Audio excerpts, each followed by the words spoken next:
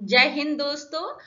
हम आज chapter 4th के क्वेश्चन आंसर करेंगे। अगर आप एनआईएस बोर्ड से एग्जाम दे रहे हैं 10th क्लास का, तो ये सोशल साइंस का चैप्टर 4 है जो कि हमने कंप्लीट किया था। आज हम उसके आज क्वेश्चन आंसर करेंगे। कंप्लीट चैप्टर के क्वेश्चन आंसर यहाँ से हो जाएंगे।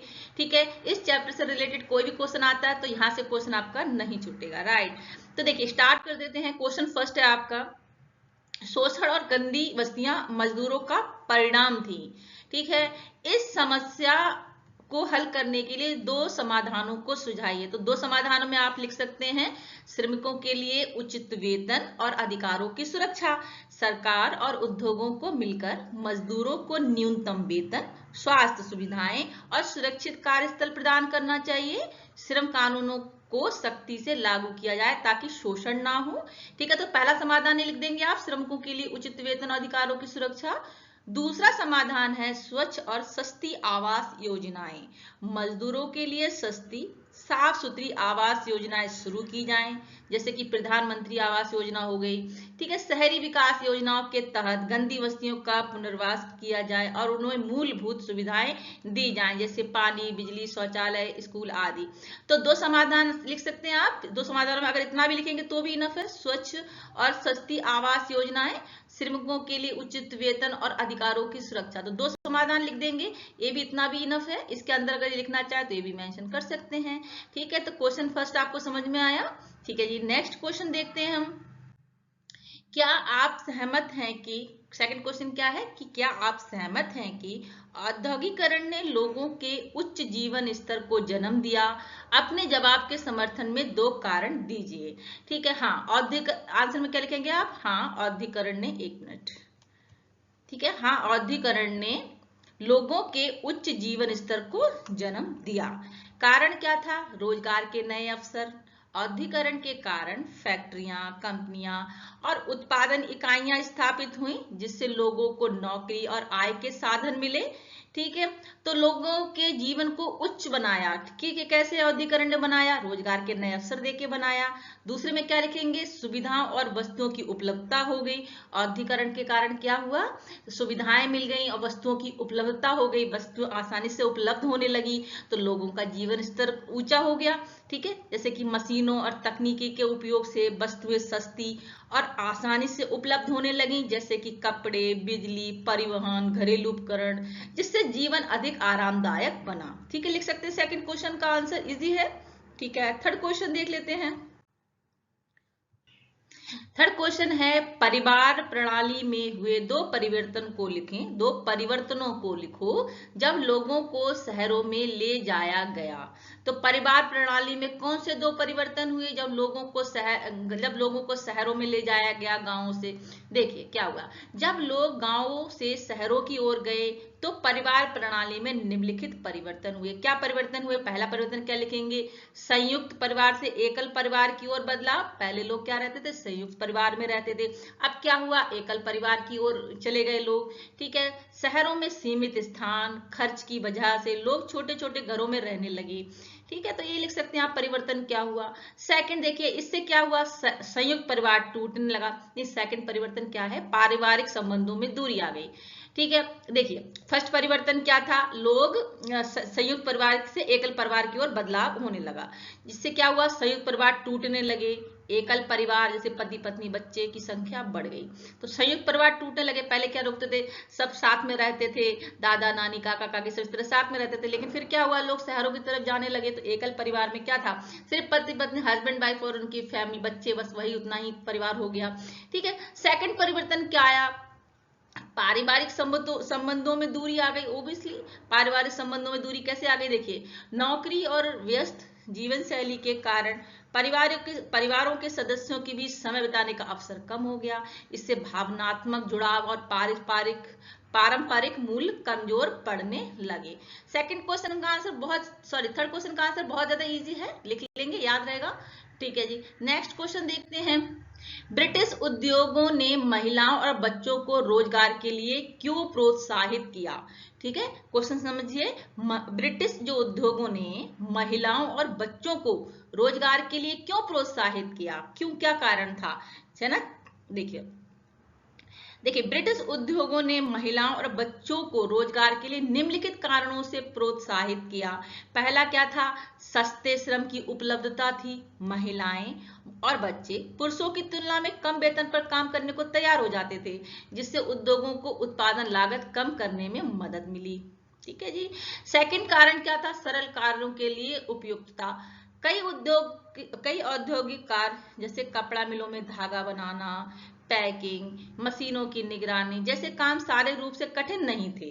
ठीक है, ये वाला काम ज्यादा कठिन नहीं थे, जिसमें क्या था, महिला और बच्चे आसानी से काम कर सकते थे। तो सरल कार्यों के लिए उपयुक्तता और ये सस्ते श्रम की उपलब्धता, दो ऐसे कारण थे जो कि ब्रिटिश उद्योगों ने महिला और बच्चों को रोजगार के लिए प्रोत्साहित किया। लिख लेंगे, सिंपल है, याद रहेगा। ठीक है, नेक्स्ट क्वेश्चन देखते हैं। ठीक है जी, क्वेश्चन नंबर फर्स्ट यहाँ से स्टार्ट हो जाता है, थोड़ा ये डिटेल में है, जैसे इसको हम बोलते हैं लघु उत्तरीय प्रश्न, राइट। साम्राज्यवाद को परिभाषित कीजिए। साम्राज्यवाद क्या है?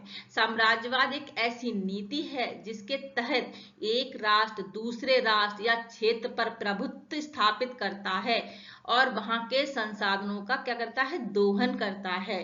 ठीक है, एक क्या था, एक देश दूसरे देश पर हावी हो जाता है ना, तो उसको क्या, साम्राज्यवाद क्या है? एक ऐसी नीति है जिसके तहत एक राष्ट्र दूसरे राष्ट्र यानी एक देश दूसरे देश पर पूरा क्षेत्र पर प्रभुत्व स्थापित कर लेता है, मतलब एक देश दूसरे देश को गुलाम बना लेता है, जिससे क्या हो जाता है? वहां के संसाधनों का वो दोहन करने लगता है। जब दूसरे देश पे हावी हो जाते हैं, एक देश दूसरे देश पर हावी हो जाता है, तो वहां के जो संसाधन उनका भी उपयोग करता है। ठीक है जी, जैसे अंग्रेज हमारे देश पे हावी हो गए थे, तो हमारे संसाधन जो भी थे उनका सबका दोहन किया अंग्रेजों ने, इस तरह समझ सकते हैं। तो लिख सकते हैं साम्राज्यवाद क्या है। ठीक है जी, अपनी भाषा में भी लिख सकते हैं, उदाहरण देके भी लिख सकते हैं, राइट। विशेषताएं देखिए क्या है। राजनीतिक नियंत्रण, एक देश की सरकार या प्रशासन पर कब्जा। जब एक देश दूसरे देश को गुलाम बना लेता है तो उसकी सरकार या प्रशासन पर कब्जा कर लेता है, मतलब राजनीतिक नियंत्रण हो जाता है। आर्थिक शोषण करता है, जैसे स्थानीय संसाधनों और श्रमिकों का उपयोग करता है अपने लाभ के लिए। सांस्कृतिक प्रभाव क्या पड़ता है? अपनी भाषा, शिक्षा और जीवन शैली को थोपता है, जैसे अंग्रेजी छोड़ गए, इस तरह से समझ सकते हैं। ठीक है, उदाहरण में देखिए क्या है। ब्रिटिश साम्राज्यवाद के तहत भारत में अंग्रेजों ने शासन किया, संसाधनों का दोहन किया और भारतीय समाज पर गहरा प्रभाव डाला। ठीक है, उदाहरण से समझ सकते हैं, लिख सकते हैं। ठीक है, नेक्स्ट क्वेश्चन देखते हैं। क्वेश्चन नंबर 2 है, साम्राज्यवाद के प्रसार से हुए परिवहन विकास के 2 कारण लिखिए। साम्राज्यवाद के प्रसार से हुए परिवहन विकास के 2 कारण लिखिए। ठीक है, देखिए कारण क्या था? साम्राज्यवाद के भीतर वस्तुओं और संसाधनों की आवाजाही होने लगी। ब्रिटिश जैसे साम्राज्यवादी देशों को अपने उपनिवेशों से कच्चा माल जैसे कपास, कोयला, मसाले आदि को तेजी से और सस्ते में अपने देश तक पहुंचाना था। तो साम्राज्यवाद का जब प्रसार हुआ तो परिवहन का विकास करना पड़ा। क्यों विकास करना पड़ा? क्योंकि साम्राज्य के भीतर वस्तुओं और संसाधनों की आवाजाही के लिए करना पड़ा। सामान को कैसे ले जाएंगे? भारत से ले जाएंगे, तो इसलिए उन्होंने क्या किया? रेलवे, बंदरगाह, सड़कों का विकास किया। ठीक है, सेकंड का कारण था सेना और प्रशासन की तेज तैनाती। देखिए, साम्राज्यवाद को नियंत्रण रखने के लिए उन्हें सेना और अधिकारियों को दूर दराज के क्षेत्रों में जल्दी पहुंचाना होता था। ठीक है, इसलिए संचार और परिवहन नेटवर्क को मजबूत किया गया, जैसे टेलीग्राफ लाइनें हो गई, रेल मार्ग हो गए, नौवहन प्रणाली हो गई। तो दूसरा कारण क्या था? सेना और प्रशासन की तेज तैनाती करनी थी। पहला कारण क्या था? साम्राज्यवाद के भीतर वस्तु संसाधनों की आवाजाही करनी थी। याद रहेगा क्वेश्चन सेकंड का आंसर। ठीक है, थर्ड क्वेश्चन देखते हैं। देखिए, किन देशों ने, यहाँ पे थर्ड क्वेश्चन है, ठीक है, किन देशों ने ट्रिपल अलायंस का गठन किया और क्यों किया? देखिए, ट्रिपल अलायंस का गठन जर्मनी, ऑस्ट्रिया हंगरी और इटली ने किया था। ठीक है, ट्रिपल अलायंस का जो गठन था वो किसने किया? जर्मनी, ऑस्ट्रिया हंगरी, इटली ने किया था। ठीक है, यह सैन्य गठबंधन 20 मई 1882 को बना और प्रथम विश्व युद्ध तक चला। ठीक है, गठन का उद्देश्य क्या था? फ्रांस और रूस जैसे शक्तिशाली देशों से सुरक्षा प्राप्त करना। मैंने चैप्टर पढ़ाया है दोस्तों, आपने चैप्टर ना पढ़ा हो तो पढ़िएगा। ठीक है जी, तो इस गठन का उद्देश्य क्या था? फ्रांस और रूस फ्रांस और रूस जैसे शक्तिशाली देशों से सुरक्षा प्रदान करना, ठीक है, सुरक्षा प्राप्त करना।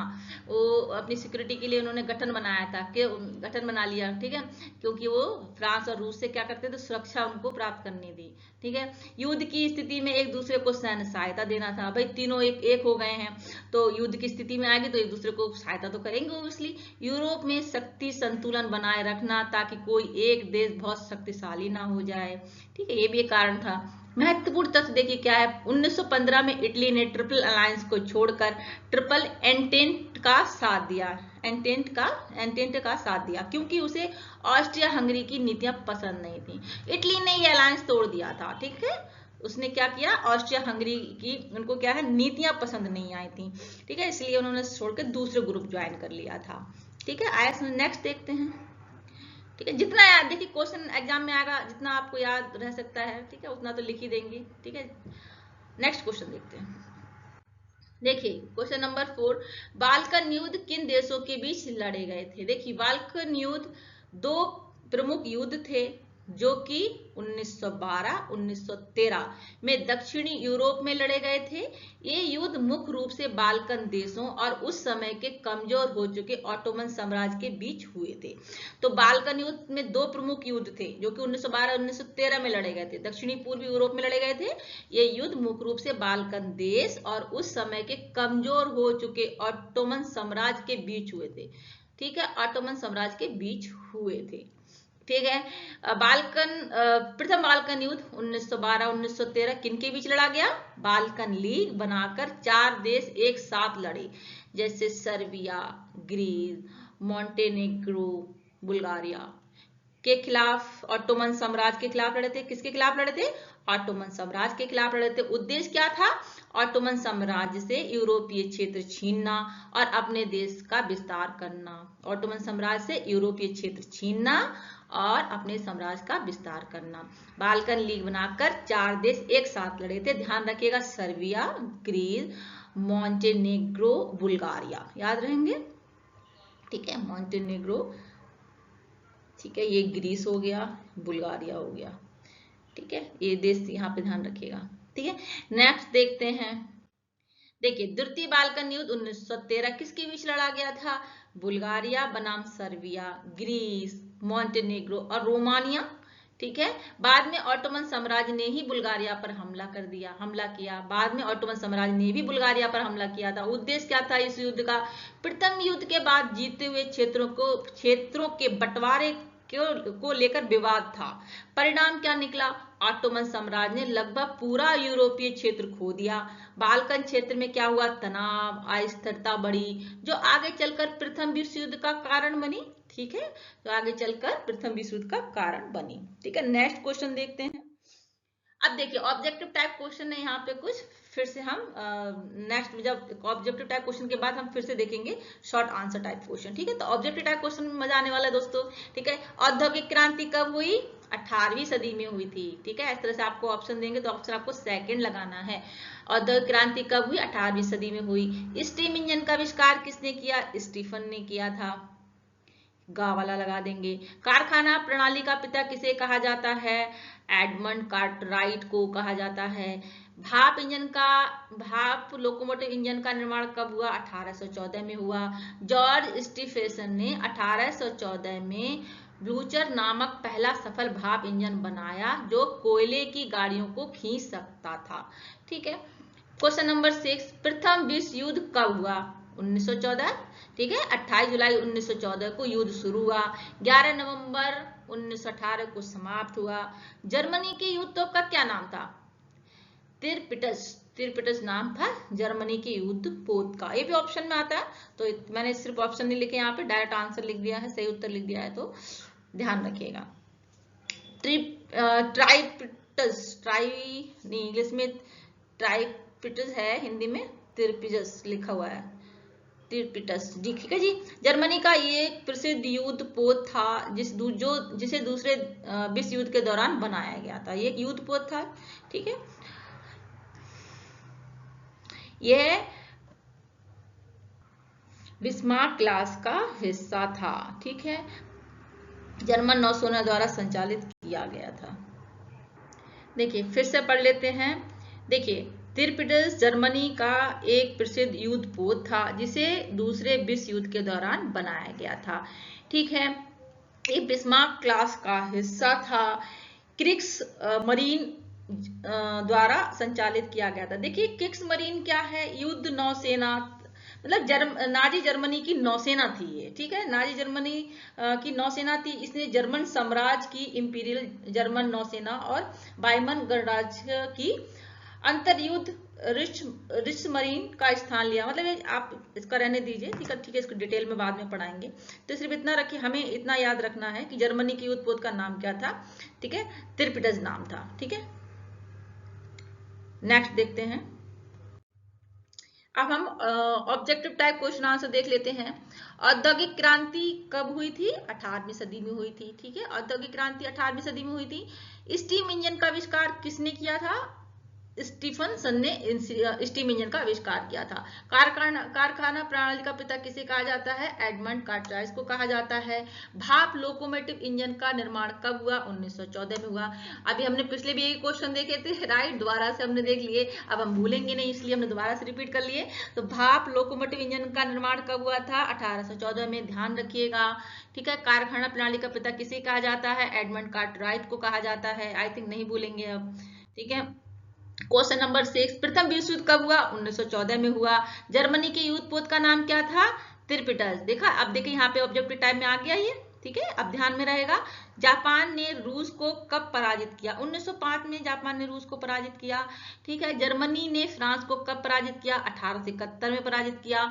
ऑस्ट्रिया ने बोस्निया और हर्जेगोविना पर कब अधिकार किया? हर्जेगोविना पर कब अधिकार किया? 1908 में किया। ठीक है, थोड़ा डेट को याद रखना कठिन होता है, लेकिन एक दो बार मेरे को सुनेंगे तो चीजें बिल्कुल याद हो जाएंगी। देखिए औद्योगिक क्रांति कब हुई, इसके क्या परिणाम निकले? तो औद्योगिक क्रांति की शुरुआत 18वीं सदी के उत्तरार्ध में इंग्लैंड से हुई थी। विशेष रूप से 1760 से 1840 के बीच हुई थी। तो औद्योगिक क्रांति की शुरुआत 18वीं सदी में हुई थी, 18वीं सदी के उत्तरार्ध में हुई थी, इंग्लैंड से हुई थी। ठीक है, इंग्लैंड से हुई थी औद्योगिक क्रांति की शुरुआत, विशेष रूप से 1760 से 1840 के बीच। ठीक है, ये क्रांति बाद में यूरोप, अमेरिका, विश्व के अन्य हिस्सों तक फैल गई। ठीक है, क्वेश्चन नंबर 2, ये क्वेश्चन नंबर 1 था। 18वीं शताब्दी में उत्पादन के क्षेत्र में क्या परिवर्तन हुए? देखिए 18वीं सदी में हाथ से होने वाले काम की जगह मशीनों ने ले ली। पहले जो काम हाथ से होते थे उनकी जगह क्या ले ली? मशीनों ने ले ली। तो उत्पादन के क्षेत्र में क्या परिवर्तन हुआ? अगर एक क्वेश्चन आपको लिखने को आए शॉर्ट आंसर टाइप में, तो लिख दीजिएगा कि 18वीं सदी में हाथ से होने वाले जो काम थे उनकी जगह मशीनों ने ले ली। छोटे कारीगरों की जगह बड़े कारखाने बनने लगे और तथा अधिक मात्रा में वस्तुएं बनाकर बेचे जाने लगी। बिल्कुल सिंपल, मैंने अपनी लैंग्वेज में यहाँ पे आपको आंसर दिया है, भूलेंगे नहीं, बिल्कुल याद रहेगा। ठीक है जी, क्वेश्चन नंबर 2 देखिए, 18वीं शताब्दी में उत्पादन के क्षेत्र में क्या परिवर्तन हुए? देखिए मैंने ऑब्जेक्टिव टाइप यहाँ पे दे रखे हैं ताकि क्या है, ऑब्जेक्टिव टाइप, देखिए ये तो शॉर्ट आंसर टाइप हो गया। ठीक है, शॉर्ट आंसर टाइप हो गया क्वेश्चन, लेकिन इसका अगर कोई आपको शॉर्ट मतलब वन लाइनिंग में पूछे, मतलब ऑप्शन देके पूछे, तब भी आप बता देंगे कि 18वीं शताब्दी में उत्पादन के क्षेत्र में क्या परिवर्तन हुए। तो मशीनों ने हाथ से काम करने की जगह ले ली। ठीक है, जो काम पहले हाथ से किया जाता था मशीनों ने जगह ले ली। तो इसको टिक लगाइएगा। अगर लिखने के लिए आए तो आप लिख भी सकते हैं, ऑप्शनल आए तो ऑप्शनल भी आप बता सकते हैं, इसलिए मैंने दोनों तरह के क्वेश्चन यहाँ पे मेंशन कर दिए हैं। ठीक है, कारखाना प्रणाली का जन्म किस प्रकार हुआ? देखिए अमीर व्यापारियों ने कारखाने बनाए। आपसे पूछा जा रहा है क्वेश्चन नंबर 3, कारखाना प्रणाली का जन्म किस प्रकार हुआ? तो अमीर व्यापारियों ने कारखाने बनाए, मशीनें लगाई, कच्चा माल खरीदा और मजदूरों को निश्चित वेतन पर काम पर रखा। ठीक है, तो अमीर व्यापारियों ने क्या किया? कारखाने बनाए, मशीनें लगाई, कच्चा माल खरीदा और मजदूरों को निश्चित वेतन पे काम पे रखा। मशीनों से वस्तुएं बनने लगी, इससे कारखाना प्रणाली का जन्म हुआ। ठीक है, अगर आपको ये क्वेश्चन ऑब्जेक्टिव में पूछे तो किस तरह से पूछ सकता है, कारखाना प्रणाली का जन्म कैसे हुआ? ठीक है, क्या लिख देंगे इसका आंसर? व्यापारियों ने मशीनों से युक्त कारखाने बनाए, इस तरह से क्या हुआ? कारखाना प्रणाली का जन्म हुआ।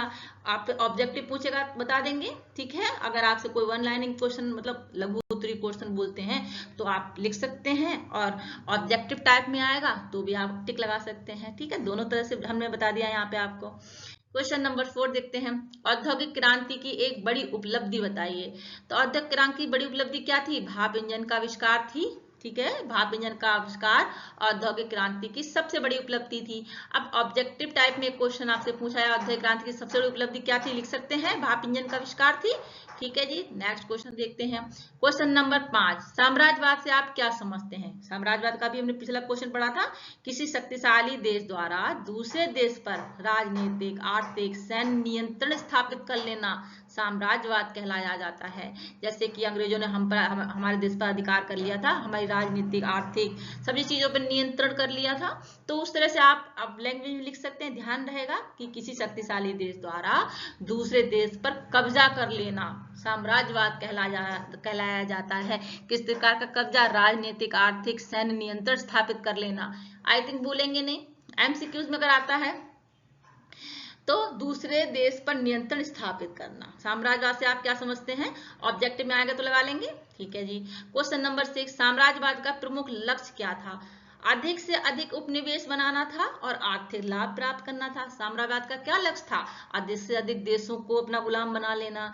तो अधिक से अधिक देशों को अपना उपनिवेश बनाना था, आर्थिक लाभ प्राप्त करना था, यही उद्देश्य था साम्राज्यवाद का। ठीक है जी, एमसीक्यूज में आकर तो लिख देंगे उपनिवेश बनाना, आर्थिक लाभ कमाना। ठीक है, साम्राज्यवाद का प्रमुख लक्ष्य क्या था? उपनिवेश बनाना, आर्थिक लाभ कमाना। ठीक है, दोनों फॉर्म में मैं आंसर दे रही हूँ ताकि अगर एग्जाम में किसी भी तरह से आपसे पूछ लेंगे तो क्वेश्चन ऐसा नहीं कि आपको नहीं आता, आप लगा देंगे इसका आंसर। राइट। क्वेश्चन नंबर 7, साम्राज्यवादी देश और उपनिवेश देश में क्या अंतर था? तो देखिए उत्तर क्या है। साम्राज्यवादी देश क्या थे? जो दूसरे कमजोर देशों पर अधिकार जमाता था। साम्राज्यवादी देश और उपनिवेश देश में क्या अंतर है? देखो, एक तो हुआ, एक मान लीजिए साम्राज्यवादी देश, आप मान लीजिए ब्रिटेन। ठीक है, ठीक है, एक मिनट। ठीक है, साम्राज्यवादी देश आप ब्रिटेन को मान लीजिए।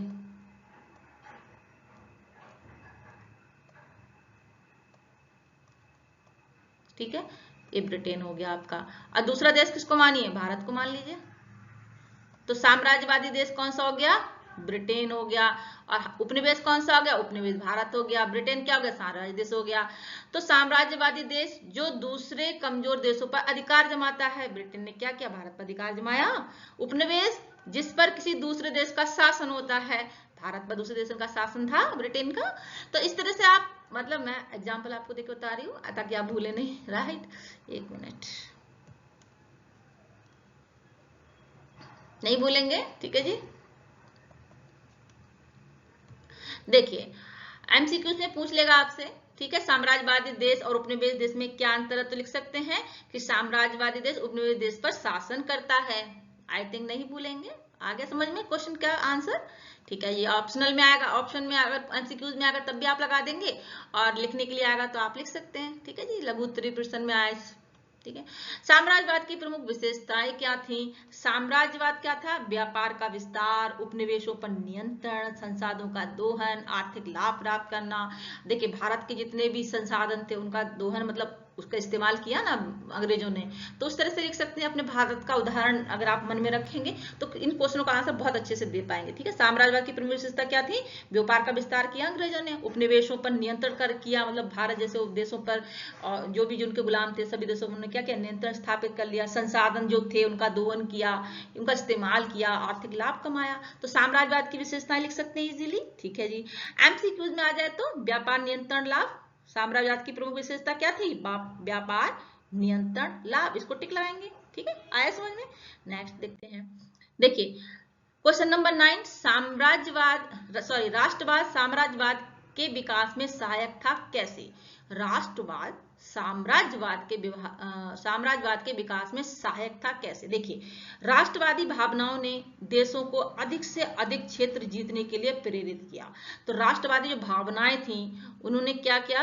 राष्ट्रवादी भावनाओं ने देशों को अधिक से अधिक क्षेत्र जीतने के लिए प्रेरित किया। देखिए अगर किसी राष्ट्रवाद की भावना है, अपने राष्ट्र के लिए कुछ करने की भावना है, राष्ट्रवाद की भावना है, तो उसने क्या किया? अधिक से अधिक क्षेत्र जीतो। ठीक है, ये किया जिससे साम्राज्यवाद बढ़ा। विस्तृत व्याख्या में देखिए हम क्या लिख देंगे इसके लिए।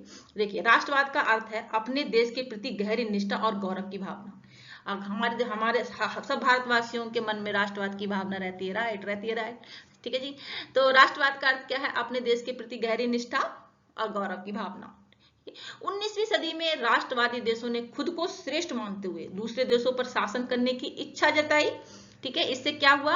उपनिवेशों को जीतने, संसाधनों पर कब्जा करने, राजनीतिक और सैन्य शक्ति बढ़ाने की होड़ हुई। ठीक है, राष्ट्रवाद की भावना ने साम्राज्यवाद के विकास में किस तरह से सहायता की, आया समझ में? ठीक है, अपने क्या हुआ? गहरी निष्ठा थी, गौरव की भावना, इन सब ने क्या हुआ? दूसरे देशों पे कब्जा करना, उन्हें जीतना, उनके संसाधनों पर कब्जा करना, ठीक है, वो सब चीजें की। ठीक है, तो उपनिवेश बनाया अधिक से अधिक। तो समझ सकते हैं कि राष्ट्रवाद की भावना साम्राज्यवाद के विकास में किस तरह से सहायक था। ठीक है जी, लिख सकते हैं। ठीक है जी, इस प्रतिस्पर्धा ने साम्राज्यवाद को बढ़ावा दिया। ठीक है, एमसीक्यूज में अगर आपसे कोई पूछे कि राष्ट्रवाद ने साम्राज्यवाद को कैसे बढ़ाया, तो लिख सकते हैं देशों के क्षेत्र जीतने के लिए प्रेरित किया। दूसरे देशों के क्षेत्र को जीतने के लिए, मतलब दूसरे देशों के जो जो अंग्रेजों ने क्या किया, भारत को कब्जा कर लिया, भारत को, है ना, तो क्या किया? दूसरे देशों के क्षेत्र को जीतने के लिए प्रेरित किया। तो राष्ट्रवाद ने साम्राज्यवाद को कैसे बढ़ावा दिया? देशों को क्षेत्र जीतने के लिए प्रेरित किया। जो बाकी के जो देश थे, जैसे ब्रिटेन हो गया है, उनको क्या, दूसरे देशों को, उनके जो क्षेत्र थे उनको जीतने के लिए प्रेरित किया। लिख सकते हैं। आई थिंक सिंपल होगा, राइट, आई थिंक क्लियर हो गया होगा। ठीक है जी, कुछ भी देखिए समझ में नहीं आता है तो आप कमेंट सेक्शन में मुझे जरूर बताइएगा दोस्तों। ठीक है, क्वेश्चन नंबर 10। 1904 ईस्वी में फ्रांस ब्रिटेन ने गुप्त संधि के अनुसार क्या तय हुआ? 1904 ईस्वी की फ्रांस ब्रिटेन की गुप्त संधि के अनुसार क्या तय हुआ? देखिए, फ्रांस और ब्रिटेन ने एक दूसरे के उपनिवेशों में आपसी दखल ना देने का वायदा किया। उनकी गुप्त संधि हुई थी फ्रांस के और ब्रिटेन की। ठीक है, फ्रांस ब्रिटेन की गुप्त संधि के अनुसार क्या तय हुआ था? फ्रांस और ब्रिटेन ने एक दूसरे के उपनिवेशों में आपसी दखल ना देने का वादा किया और आपसी सहयोग को बढ़ाया। बस सिंपल है, लिख सकते हैं।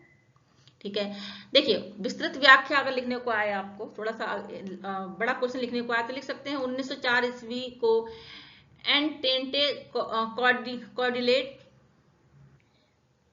देखिए, 1904 की संधि को एंटेंटे कॉर्डियल कहा जाता है। ठीक है, एंटेंटे कॉर्डियल कहा जाता है। ये क्या था? एक मित्रता थी, मित्रता संधि थी। ठीक है, जो कि फ्रांस और ब्रिटेन की थी। ठीक है, देखिए, इसमें ब्रिटेन और फ्रांस ने अपने अपने उपनिवेशों में एक दूसरे के हस्तक्षेप से बचने का समझौता किया। ठीक है, इसे ब्रिटेन और फ्रांस ने क्या किया? अपने अपने उपनिवेश थे, मतलब ब्रिटेन ने जिन जिन देशों पर कब्जा किया, जिन जिन देशों को उपनिवेश बनाया है, फ्रांस ने जिन जिन देशों को अपना उपनिवेश बनाया है, वो एक दूसरे से हस्तक्षेप नहीं करेंगे। ठीक है, एक दूसरे हस्तक्षेप से बचने का उसने समझौता किया। भाई, तुम अपने में अपना देख लो, मैं अपना देख लो, इस तरह से कि तुम हमारे उपनिवेशों में कुछ मत करना, हम तुम्हारे उपनिवेशों में कुछ नहीं करेंगे। तुमने जिन देशों को गुलाम बनाया तुम उनको बना के रखो, हमने जिसको बनाया हम इसको रखेंगे। ऐसी मित्रता थी ब्रिटेन की और फ्रांस की, जिसे क्या गुप्त संधि बोलते हैं। आई थिंक क्लियर हो गया होगा। इससे दोनों देशों के बीच साम्राज्यवादी तनाव कम हुआ, सहयोग बढ़ा, जो आगे चलकर वो क्या बना? ट्रिपल एंटेंटे का आधार बना। ठीक है, इसी को बोलते हैं ट्रिपल एंटेंटे। ठीक है जी, एमसीक्यूज में अगर आपको आ जाए कि 1904 की फ्रांस ब्रिटेन संधि में क्या तय हुआ, तो लिख सकते हैं दोनों ने एक दूसरे के उपनिवेशों पर हस्तक्षेप ना करने का वादा किया। आई थिंक आप बिल्कुल नहीं भूलेंगे। अगर ऑप्शन में भी आपको एमसीक्यू में अगर आप क्वेश्चन आ जाता है तो आई एम डैम श्योर आप भूलेंगे नहीं, इस क्वेश्चन को आंसर दे सकते हैं इसका। ठीक है जी, देखिए क्वेश्चन नंबर 11। 20वीं सदी के प्रारंभ में ऑटोमन साम्राज्य किस प्रकार कमजोर हुआ? तो ऑटोमन साम्राज्य किस प्रकार कमजोर हुआ? देखिए दोस्तों, अगर आपने चैप्टर नहीं पढ़ा हो तो प्लीज चैप्टर एक बार जरूर पढ़ लीजिएगा। मैंने पढ़ाया है। तो क्या रहता है, अगर हम एक चैप्टर पढ़ लेते हैं तो हमको क्वेश्चन आंसर हम इजीली लिख सकते हैं। फिर भी मैंने बहुत अच्छे से यहाँ पे मेंशन किया है, ताकि आप चैप्टर अगर आप नहीं भी पढ़ा है आपने तो भी आप आंसर दे सकते हैं। तो 20वीं सदी के प्रारंभ में ऑटोमन साम्राज्य किस प्रकार कमजोर हुआ? आर्थिक संकट, प्रशासनिक कमजोरी, यूरोपीय देशों के हमले, आंतरिक विद्रोह के कारण ऑटोमन साम्राज्य कमजोर हो गया।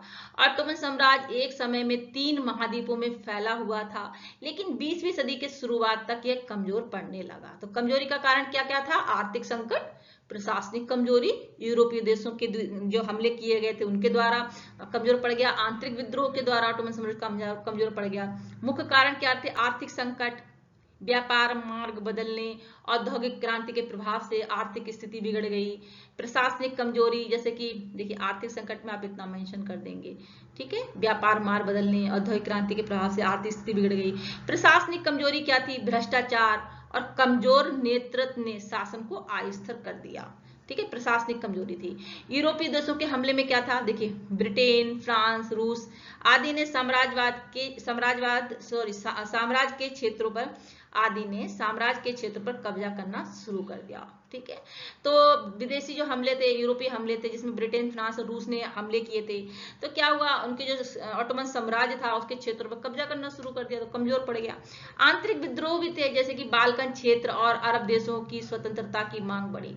बाल्कन क्षेत्र और अरब देशों में क्या हुआ? स्वतंत्रता की मांग बढ़ी। तो आंतरिक विद्रोह थे, स्वतंत्र होना चाहते थे क्षेत्र, ठीक है। तो ऑटोमन साम्राज्य तरह से कमजोर पड़ गया। आई थिंक याद रहेगा। ऑब्जेक्टिव अगर आपसे कोई पूछ ले ऑटोमन साम्राज्य 20वीं सदी के प्रारंभ में क्यों कमजोर हुआ, तो लिख सकते हैं आर्थिक संकट, प्रशासनिक कमजोरी, विद्रोह के कारण कमजोर हुआ, ठीक है जी। आई थिंक अब तो बिल्कुल नहीं भूलेंगे, ठीक है। क्वेश्चन नंबर 12, राष्ट्रवादी आंदोलन की मुख्य क्या मांग थी? तो राष्ट्रवादी आंदोलन की क्या मांग थी? विदेशी शासन से मुक्ति और स्वराज या स्वतंत्रता की स्थापना। तो राष्ट्रवादी आंदोलन की क्या मांग थी? विदेशी शासन से मुक्ति थी, स्वराज और राष्ट्र स्वतंत्रता की मांग थी, स्थापना थी, ठीक है जी, लिख सकते हैं। राष्ट्रवादी आंदोलन का उद्देश्य भारत को ब्रिटिश शासन से मुक्त कराना था, ठीक है। आंदोलनकारियों की मांग क्या थी? स्वराज की स्थापना, राजनीतिक स्वतंत्रता, भारतीयों को प्रशासन में भागीदारी, ठीक है, ब्रिटिश शोषण और अन्यायपूर्ण नीतियों का अंत, ठीक है। ये आंदोलन लोक जागरूकता, संगठित विद्रोह, राष्ट्रीय एकता का प्रतीक बना, ठीक है, लिख सकते हैं। विस्तृत व्याख्या भी लिख सकते हैं, ठीक है। राष्ट्रवादी आंदोलन की मुख्य क्या मांग थी? ऑप्शन में अगर आपसे कोई पूछ ले तो बिल्कुल ही आप भूलेंगे नहीं, ठीक है। विदेशी शासन से मुक्ति और स्वराज की स्थापना, ठीक है जी। नेक्स्ट क्वेश्चन देखते हैं। Question number 13, league of Nations का मुख्य उद्देश्य क्या था? लीग ऑफ नेशन का मुख्य उद्देश्य क्या था? दुनिया में शांति बनाए रखना, विवादों को बातचीत से हल करना और युद्ध रोकना। तो लीग ऑफ नेशन का मुख्य उद्देश्य क्या था? दुनिया में शांति बनाए रखना, विवादों को बातचीत से हल करना, युद्ध रोकना, लीग ऑफ नेशन का उद्देश्य था। तो लीग ऑफ नेशन देखिए क्या है? लीग ऑफ नेशन की स्थापना हुई थी प्रथम विश्व युद्ध के बाद हुई थी 1919 में। तो ध्यान रखिएगा 1919 में वन लाइनिंग में भी क्वेश्चन अगर आता है, प्रथम विश्व युद्ध के बाद हुई थी 1919 में लीग ऑफ नेशन की स्थापना, ठीक है। इसका उद्देश्य क्या था? अंतरराष्ट्रीय शांति सुरक्षा बनाए रखना, देशों के बीच विवादों को शांतिपूर्ण तरीके से सुलझाना, युद्ध को रोकना और निरस्त्रीकरण को बढ़ावा देना, ठीक है, मानवाधिकारों की रक्षा, ठीक है जी, मानवाधिकारों की रक्षा, सामाजिक कल्याण को बढ़ावा देना। हालांकि लीग अपने उद्देश्यों को पूरी तरह से सफल नहीं हो पाई, लेकिन इसने यूएनओ की नींव रखी। तो आपने यूएनओ के बारे में बिल्कुल सुना होगा, ठीक है, सभी ने सुना होगा यूएनओ के बारे में। तो यहीं से यूएनओ की नींव, यहीं से संयुक्त राष्ट्र की नींव यहीं से रखी गई थी लीग ऑफ नेशन के बाद, ठीक है जी। तो लीग ऑफ नेशन का मुख्य उद्देश्य क्या था? ऑब्जेक्टिव टाइप में अगर क्वेश्चन आता है, कोई भी गवर्नमेंट एग्जाम देते हैं तो भी, ठीक है, लिख सकते हैं शांति बनाए रखना, विवादों को हल करना, ठीक है जी। तो पेपर देने जाएंगे 10th क्लास का, ऑप्शन में अगर आ जाता है तो लिख देंगे, ठीक है। अगर लघु उत्तरीय प्रश्न आता है तो भी लिख देंगे, ठीक है जी। लीग ऑफ नेशन की स्थापना प्रथम विश्व के बाद 1919 में हुई थी, जिसका उद्देश्य क्या था? दुनिया में शांति बनाए रखना, विवादों को बातचीत से हल करना, युद्ध रोकना। इतना लिख देंगे, काफी रहेगा, ठीक है जी। Next question, question number 14, league of nation की मुख्य कमियां क्या थी? देखिए दोस्तों, आपने टीएमए अपलोड करने होंगे, है ना, सभी सब्जेक्ट के टीएमए अपलोड करने होंगे आपको। तो टीएमए मैं आपको दे दूंगी, सोशल साइंस का टीएमए मैं आपको अपलोड कर दूंगी 1-2 दिन में, और मैथ, साइंस, हिंदी, इंग्लिश सभी के टीएमए आपको मिल जाएंगे वेबसाइट पे, ठीक है जी। तो चैनल को सब्सक्राइब जरूर कर दीजिएगा, शेयर, लाइक, शेयर, सब्सक्राइब जरूर करिएगा, ठीक है जी। देखिए लीग ऑफ नेशन की मुख्य कमियां क्या थी? तो लीग ऑफ नेशन की कमियां क्या थी? बड़े देशों का सहयोग ना मिलना। जो लीग ऑफ नेशन अभी हमने पढ़ा था ना, तो उसकी कमियां क्यों थी? देखिए वो सफल नहीं रहा था। तो क्यों सफल नहीं रहा? बड़े देशों का सहयोग ना मिलना था, सैन्य शक्ति का अभाव था, अमेरिका जैसे शक्तिशाली देश का सदस्य ना होना। तो अमेरिका भी उसका सदस्य नहीं था। लीग ऑफ नेशन का उद्देश्य क्या था? विश्व में शांति बनाए रखना, लेकिन इसकी कई कमियां थी। अमेरिका जैसे शक्तिशाली देश इसमें शामिल होने से इनकार कर दिया अमेरिका ने। सैन्य शक्ति का अभाव था, लीग के पास कोई सेना नहीं थी जिससे वह अपने निर्णय को लागू कर सके, ठीक है, सिर्फ बातचीत करने के अलावा उनके पास और कुछ चारा नहीं था, है ना। बड़े देशों को सहयोग ना मिलना, जैसे जैसे जैसे समय बीता जर्मनी, इटली, जापान जैसे देश लीग की बातों को नजरअंदाज करते रहे। भाई तुम्हारी बात कोई क्यों मानेगा, है ना, ये बात भी है। निर्णय लेने की प्रक्रिया धीमी और कमजोर थी जिससे विवादों को समय पर सुलझाना मुश्किल हो गया। देख क्या है ना, सभी देशों का सहयोग मिलता, सभी देश इसके सदस्य हो जाते तो एक बड़ा संस्था बन जाती तो ठीक भी था, लेकिन क्या थे, बड़े बड़े देशों का सहयोग नहीं था, तो लीग ऑफ नेशंस विफल हो गया। ठीक है, लीग ऑफ नेशन की मुख्य कमियां क्या थी, अगर ऑप्शन में अगर आपसे कोई पूछ ले तो बता सकते हैं, सैन्य शक्ति और अमेरिका की सदस्यता का अभाव था। ठीक है, नेक्स्ट क्वेश्चन, प्रथम विश्व युद्ध के तात्कालिक क्या कारण थे। अब बात आ जाती है प्रथम विश्व युद्ध की, तो तात्कालिक क्या कारण थे। सारावेजो में ऑस्ट्रिया के राजकुमार की हत्या हो गई थी। ठीक है, ऑस्ट्रिया के जो राजकुमार थे फ्रांज फर्डिनेंड की हत्या प्रथम विश्व युद्ध का तात्कालिक कारण था, ये सबको पता होगा। ठीक है, ऑस्ट्रिया के राजकुमार, बिल्कुल ध्यान रखिएगा, ठीक है, कहीं और के राजकुमार मत लिख दीजिएगा। ठीक है जी, तो ऑस्ट्रिया के राजकुमार की हत्या हो गई थी 28 जून 1914 में साराजेवो में। ऑस्ट्रिया के राजकुमार आर्च ड्यूक फ्रांस की, एक मिनट वेट करिएगा। ठीक है जी, 28 जून 1914 में साराजेवो में ऑस्ट्रिया के राजकुमार, 2016 को मंगलवार, उस दिन की कुछ मुख्य खबरें थी। एक मिनट, ठीक है जी, राजकुमार आर्च ड्यूक फ्रांस फर्डिनेंड और उनकी पत्नी की हत्या कर दी गई थी। ठीक है, गैवरिलो प्रिंसिप नामक सर्बिया युवक, तो सर्बिया युवक ने इनकी हत्या कर दी थी, अपनी पत्नी के संग घूमने गए थे। ठीक है, साराजेवो में, तो ऑस्ट्रिया के राजकुमार थे, इनकी हत्या कर दी गई थी और यही घटना मुख्य वजह बनी प्रथम विश्व युद्ध की। ठीक है, ये घटना ऑस्ट्रिया और सर्बिया के बीच तनाव का कारण बनी। ऑस्ट्रिया के राजकुमार थे, सर्बिया के युवक ने हत्या कर दी, ध्यान रहेगा। ठीक है जी, नाम ध्यान रहेगा, आर्च ड्यूक फ्रांज फर्डिनेंड। ठीक है, ये इनका नाम है। ठीक है, और गैब्रिलो प्रिंसिप नामक, गैब्रिलो ध्यान रखिएगा, इन्होंने सर्बिया युवक थे, इन्हें हत्या कर दी थी। यह घटना ऑस्ट्रिया सर्बिया के बीच तनाव का कारण बनी। ऑस्ट्रिया ने सर्बिया पे हमला कर दिया, तो ऑस्ट्रिया ने क्या किया, सर्बिया पे हमला कर दिया, भाई उनके राजकुमार की हत्या हो गई, तो जिससे युद्ध की श्रृंखला शुरू हो गई। धीरे धीरे यूरोप के लगभग सभी प्रमुख देश इसमें शामिल हो गए। ठीक है जी, तो सभी देश शामिल हो गए थे, कारण यहीं से आपको समझ में आ गया क्या था। ठीक है, इस प्रकार यह हत्या प्रथम विश्व युद्ध का तात्कालिक कारण बनी, जबकि इसके पीछे कई दीर्घकालिक कारण भी थे, जैसे कि साम्राज्यवाद था, राष्ट्रवाद था, सैन्यवाद था, गुप्त संधियां थी।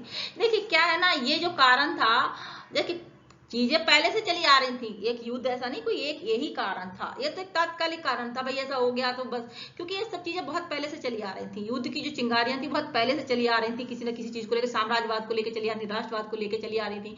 ठीक है, ये तो एक ऐसा हो गया, एक बहाना हो गया, ऐसे मान लीजिए। ठीक है, तो एक तात्कालिक कारण इसको मान सकते हैं कि इसके बाद हमले शुरू हो गए, लेकिन चीजें बैकग्राउंड में बहुत पहले से खराब हो चुकी थी। ठीक है, तो प्रथम विश्व युद्ध के तात्कालिक कारण क्या थे। ठीक है, फ्रांज फर्डिनेंड की हत्या। ठीक है, ये आप कारण लिख सकते हैं इसको। ठीक है जी, ऑप्शन लगा देंगे। ठीक है, नेक्स्ट क्वेश्चन देखते हैं, question number 16, league of nation की प्रमुख उपलब्धियां क्या थी। देखिए, सीमाओं के विवाद सुलझाए। देखिए, लीग ऑफ नेशन की प्रमुख उपलब्धियां क्या थी। लीग ऑफ नेशन जो हमने पढ़ा कि विफल हो गया, ठीक है, क्योंकि बहुत से देशों, जो ताकतवर देश थे, उनका इन पर इनके सदस्य नहीं थे। ठीक है, उनको समर्थन नहीं मिला लीग ऑफ नेशन को, लेकिन इनकी उपलब्धियां थी कुछ। उपलब्धियां क्या थी, सीमाओं के इन्होंने विवाद, कुछ तो काम किया ही था, सीमाओं के विवाद सुलझाए, युद्धबंदी समझौते कराए, अंतरराष्ट्रीय सहयोग बढ़ाया और मानव कल्याण कार्यक्रम चलाए। तो लिख सकते हैं, सीमाओं के विवाद सुलझाए, युद्धबंदी समझौते कराए, अंतरराष्ट्रीय सहयोग बढ़ाया, ठीक है, और मानव कल्याण के लिए कार्यक्रम चलाए। ठीक है, लिख सकते हैं। ठीक है जी, लीग ऑफ नेशन की स्थापना 1919 में प्रथम विश्व युद्ध के बाद हुई थी। इसके कुछ महत्वपूर्ण कार्य उपलब्धियां थी, सीमाओं के विवादों का समाधान करना था, जैसे कि फिनलैंड और स्वीडन, यूनान और बुल्गारिया के बीच, ठीक है, सीमाओं के विवाद को सुलझा दिया था। फिनलैंड और स्वीडन, यूनान और बुल्गारिया के बीच के सीमा का जो विवाद था, लीग ऑफ नेशन ने सुलझाया था। ठीक है, सेकंड है युद्धबंदी समझौता करना, दोनों के बीच तनाव को शांतिपूर्ण तरीके से सुलझाने की कोशिश करना। तो देशों के बीच तनावपूर्ण शांति को बातचीत तरीके से सुलझाता था ये। ठीक है, लीग ऑफ नेशन, तो लीग ऑफ नेशन से क्या क्या युद्धबंदी समझौते कराना था।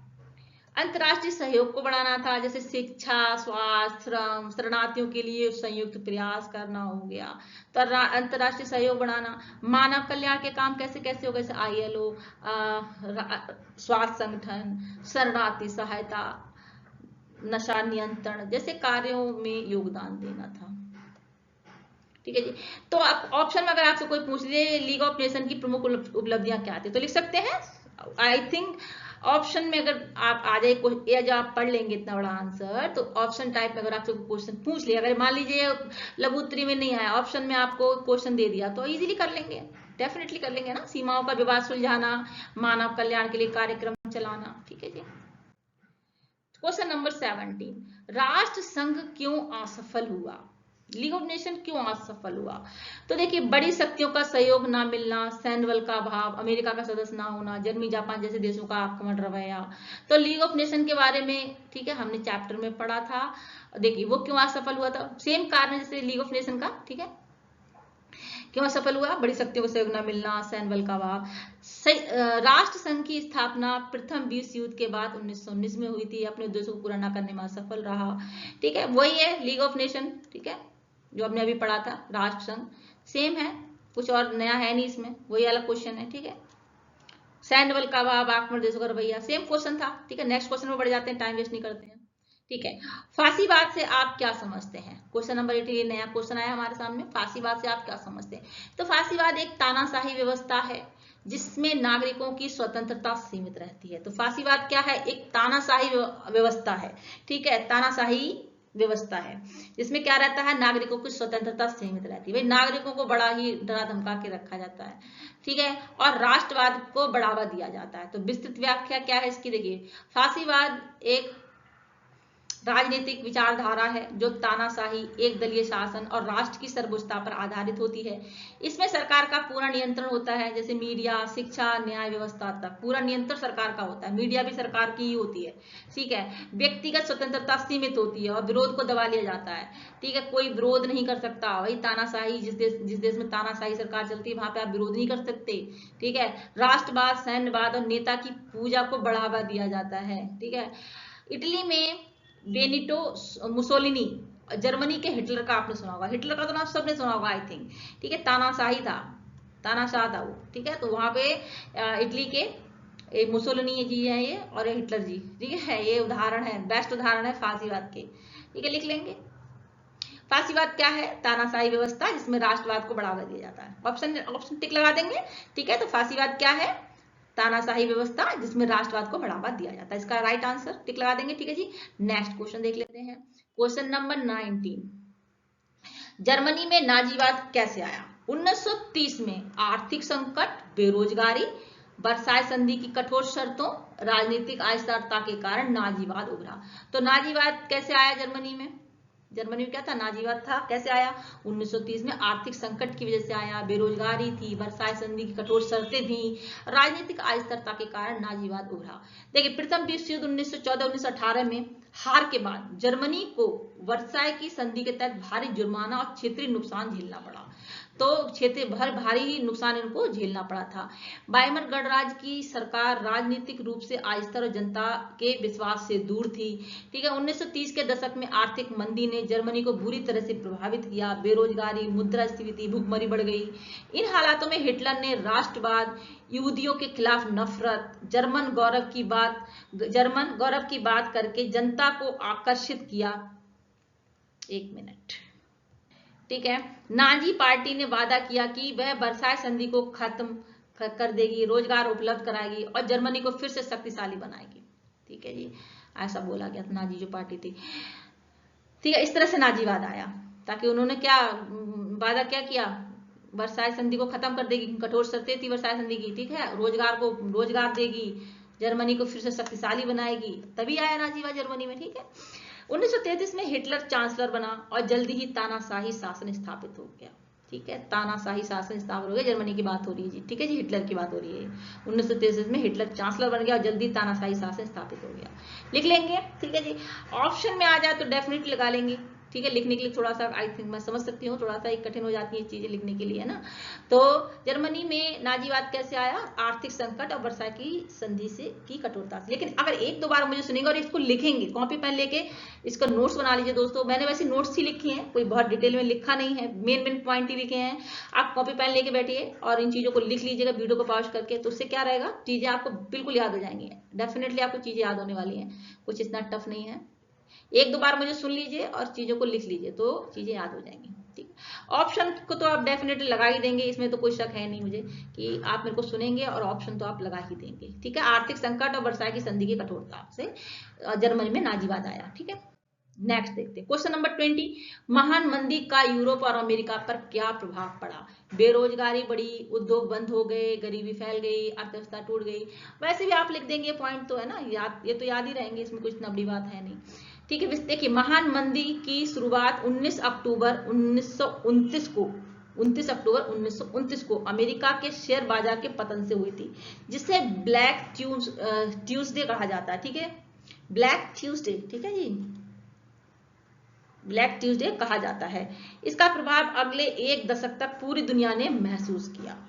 ठीक है, अमेरिका पर क्या प्रभाव पड़ा? बेरोजगारी चरम पर हो गई, लगभग 1.3 करोड़ लोग बेरोजगार हो गए, उद्योगों का पतन हो गया, औद्योगिक उत्पादन में 45% तक गिरावट आ गई, बैंकिंग संकट हो गया, 5000 से अधिक बैंक बंद हो गए। आर्थिक कृषि संकट क्या हुआ? देखिए, सूखे और मंदी के कारण कृषि उत्पादन में भारी कमी आ गई। तो ये महान मंदी थी यूरोप और अमेरिका में। ठीक है, इसका प्रभाव बता रहे हैं हम आपको। ठीक है, बैंक बंद हो गए, 5000 से अधिक बैंक बंद हो गए, औद्योगिक उत्पादन में 45% तक गिरावट आई, 1.3 करोड़ लोग बेरोजगार हो गए। यूरोप में क्या प्रभाव पड़ा? जर्मनी सबसे अधिक प्रभावित हुआ था महान मंदी की वजह से, महामंदी बोल सकते हैं। अराजकता और बेरोजगारी ने हिटलर के उदय का मार्ग प्रशस्त किया। ठीक है, ब्रिटेन में उत्पादन, निर्यात और जीवन स्तर में गिरावट आई। फ्रांस को कुछ राहत मिली क्योंकि उसे जर्मनी के युद्ध का हर्जाना मिला था, जर्मनी से उसे पैसा मिल गया था, इसलिए फ्रांस को तो कुछ राहत थी नहीं, मंदी से उसको कोई फर्क नहीं पड़ा। अंतर्राष्ट्रीय व्यापार में 50% से अधिक गिरावट आई। ठीक है, तो ये सब प्रभाव आप लिख सकते हैं, विस्तृत प्रभाव। एक दो बार लिखेंगे, कॉपी पेन लेके बैठ जाइए, एक दो बार लिखेंगे, चीजें बहुत अच्छे से याद हो जाएंगे, डोंट वरी। ठीक है, सामाजिक और राजनीतिक क्या प्रभाव पड़ा? फासीवाद और साम्यवाद को बढ़ावा मिला, लोग पूंजीवाद से निराश होकर वैकल्पिक विचारधाराओं की ओर मुड़े, द्वितीय विश्व युद्ध की पृष्ठभूमि बनी, यहीं से द्वितीय विश्व युद्ध की पृष्ठभूमि बन जाती है। आर्थिक अस्थिरता ने राजनीतिक कट्टरता को जन्म दिया। ठीक है जी, नेक्स्ट क्वेश्चन देख लेते हैं दोस्तों। जापान में सेना क्यों सत्ता में आई? देखिए, आर्थिक संकट, उद्योगों की कमी, एशिया में विस्तार नीति, राजनीतिक अस्थिरता के कारण सेना का प्रभाव बढ़ा और सत्ता पर काबिज हुई। विस्तृत व्याख्या देखिए, जापान में सेना का सत्ता में आना कई ऐतिहासिक सामाजिक कारणों का परिणाम था। मतलब जापान में सेना ने, मतलब सेना क्यों आई, मतलब ऐसा सेना ने कब्जा किया था, जब सत्ता थी वो सेना संभाल रही थी। आया क्वेश्चन आपको समझ में? ठीक है जी, जापान में सेना का सत्ता में आना ऐतिहासिक सामाजिक कारणों का परिणाम था। आर्थिक संकट, उद्योगों की कमी। 1929 में महान मंदी ने जापान की अर्थव्यवस्था को बुरी तरह प्रभावित किया था। बेरोजगारी, गरीबी, औद्योगिक ठहराव ने जनता को असंतुष्ट किया था। सेना ने खुद को राष्ट्र की सुरक्षा, पुनर्निर्माण का एकमात्र विकल्प बताया। तो सेना ने खुद को बता दिया था कि भी राष्ट्र की सुरक्षा का एकमात्र विकल्प सिर्फ हम हैं, ऐसा बोला सेना ने। पुनर्निर्माण का एकमात्र विकल्प हम हैं, तो इसलिए सेना आ गई कई सत्ता में। ठीक है, समझ में आया? राजनीतिक अस्थिरता थी, जापान की लोकतांत्रिक सरकारें कमजोर थी, अस्थिर थी, बार बार सरकार बदलने से जनता का विश्वास कम हो रहा था। सेना ने राजनीतिक नेतृत्व की विफलता को उजागर कर सत्ता पर कब्जा जमाया। ठीक है, सेना का कब्जा हो गया पूरे देश पे, ऐसे मान लीजिए आप। ठीक है जी, तो सेना राजनीतिक नेतृत्व की विफलता को उजागर कर दिया था सेना ने और सत्ता पर कब्जा कर लिया। ठीक है, राष्ट्रवाद और विचारवाद। देखिए, जापान में अति राष्ट्रवादी विचारधारा का उदय हुआ। सेना ने मंचूरिया 1931 और चीन जैसे क्षेत्रों पर कब्जा कर एशिया के विस्तार की नीति अपनाई। जनता ने इसे राष्ट्रीय गौरव से जोड़ा और सेना का समर्थन कर दिया था। ठीक है, फोर्थ कारण क्या था? अमेरिका और यूरोप की प्रतिस्पर्धा, पश्चिमी देशों के उपनिवेश और व्यापारिक प्रभुत्व को चुनौती देने के लिए जापान ने सैन्य शक्ति को प्राथमिकता दी। तो जापान ने सैन्य शक्ति को प्राथमिकता क्यों दी? पश्चिमी देशों में उपनिवेशों और व्यापारिक प्रभुत्व को चुनौती देने के लिए। ठीक है, इससे फासीवाद और अधिनायकवादी शासन की ओर झुकाव बढ़ा। तो लिख सकते हैं जापान में सेना सत्ता में क्यों आई। एक दो बार सुनेंगे, लिखेंगे, आई थिंक कुछ चीजें तो याद रहेंगी एग्जाम के टाइम तक, ठीक है ना। मैं चाहती हूँ कि सभी चीजें याद रहें, अच्छे से पेपर करें आप और मुझे बताएं कि हाँ कौन कौन से क्वेश्चन एग्जाम में आए और आपके नंबर कितने आए, ठीक है जी। नेक्स्ट क्वेश्चन करते हैं दोस्तों। देखिए, सोवियत संघ की संघीय संरचना कैसे बनी। कई गणराज्यों को मिलाकर उनके अलग अलग संविधान और सरकारों के साथ एक संघ बनाया गया, ठीक है। कई गणराज्यों को मिलाकर उनके अलग अलग संविधान और सरकारों के साथ एक संघ बनाया गया जिसे यूएसएसआर कहा जाता है। तो सोवियत संघ जो आपने सुना होगा यूएसएसआर, ठीक है, वो कैसे बना, उसकी संघीय संरचना कैसे बनी थी। तो कई गणराज्यों को मिलाकर उनके अलग अलग संविधान और सरकारों को मिलाकर एक संघ बनाया गया जिसे यूएसएसआर कहा गया, ठीक है। सोवियत संघ यूएसएसआर की स्थापना 1922 में हुई थी। एक संघीय राज्य था जिसमें कई स्वत गणराज्य रिपब्लिक शामिल थे, जैसे कि रूस था।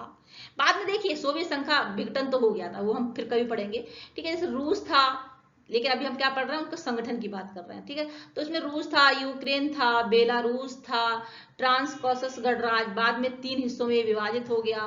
प्रत्येक गणराज्य का अपना संविधान था, सरकार थी, संसद थी, लेकिन सभी की सर्वोच्च सत्ता केंद्र सरकार के पास थी। कम्युनिस्ट पार्टी पूरे संघ में एकमात्र राजनीतिक दल थी और सभी निर्णय मास्को के नियंत्रण होते थे। यह संरचना संघीय दिखती थी लेकिन व्यापार में केंद्रीकृत थी, ठीक है। तो यूएसएसआर के बारे में आप दोस्तों बताया गया है, ठीक है जी। सोवियत संघ की संघीय संरचना कैसे बनी। कई गणराज्यों को मिलाकर एक एक केंद्रीकृत संघ बनाना। तो ऑप्शन में आई थिंक इतना क्वेश्चन आप डिटेल में पढ़ने के बाद ऑप्शन तो आप दे ही देंगे आई थिंक, है ना। सोवियत संघ की संघीय संरचना कैसे बनी थी, कई गणराज्यों को मिलाकर, ठीक है, राइट। नेक्स्ट क्वेश्चन देखते हैं, क्वेश्चन नंबर 23। न्यू डील कार्यक्रम क्यों लाया गया। अमेरिका में महामंदी से उबरने के लिए, रोजगार बढ़ाने के लिए और अर्थव्यवस्था को सुधारने के लिए यह कार्यक्रम चलाया गया था। तो न्यू डील कार्यक्रम क्या था, जो महामंदी के बारे में हम पढ़ रहे थे ना अभी, उसी से उबरने के लिए था, ताकि रोजगार बढ़ जाए, अर्थव्यवस्था सुधर जाए, ये कार्यक्रम लाया गया था, ठीक है जी। तो देखिए, न्यू डील कार्यक्रम की शुरुआत 1933 में अमेरिका के राष्ट्रपति फ्रैंकलिन डी रूजवेल्ट ने की थी, ठीक है। इसका उद्देश्य महामंदी से प्रभावित अर्थव्यवस्था को पुनर्जीवित करना था। मुख्य कारण क्या थे, बेरोजगारी चरम पर थी, करोड़ों लोग काम से बाहर थे, बैंक और उद्योग बंद हो रहे थे, जनता का विश्वास टूट रहा था, गरीबी और भुखमरी बढ़ रही थी, सामाजिक असंतोष फैल रहा था। न्यू डील जो कार्यक्रम था उसके लक्ष्य क्या थे, राहत के लक्ष्य थे, पुनर्निर्माण के लक्ष्य थे, सुधार के लक्ष्य थे, रिफॉर्म, रिलीफ, रिकवरी, रिफॉर्म, तीनों आर याद रखिएगा, आर, है ना।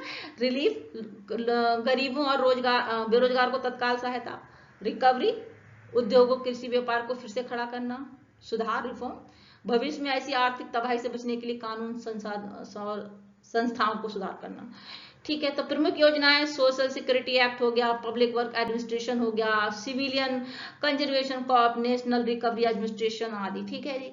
अगर आपको ऑप्शन में पूछ ले कि न्यू डील कार्यक्रम क्यों लाया गया, तो बिल्कुल लिख सकते हैं आई एम डैम श्योर कि महामंदी से उबरने के लिए, रोजगार बढ़ाने के लिए, आप डेफिनेटली इसका आंसर दे देंगे, ठीक है। Next question, question number 25। Japan का सैन्य गठन कैसे हुआ। जापान में आर्थिक राजनीतिक संकट के समय लोगों को अधिक अधिकार दिए, एशिया में विस्तार के लिए सेना को स्वतंत्र शक्ति दी गई। तो जापान का सैन्य गठन कैसे हुआ, जापान में आर्थिक और राजनीतिक संकट के समय सेना को अधिक अधिकार दिए गए थे, ठीक है। जो सेना का उपशासन हो गया, ठीक है। जापान में आर्थिक और राजनीतिक संकट के समय सेना को आर्थिक अधिकार दिए गए, एशिया में विस्तार के लिए सेना को स्वतंत्र शक्ति दी गई। 1920-1930 के दशक में जापान को महामंदी, बेरोजगारी, राजनीतिक अस्थिरता का सामना करना पड़ा।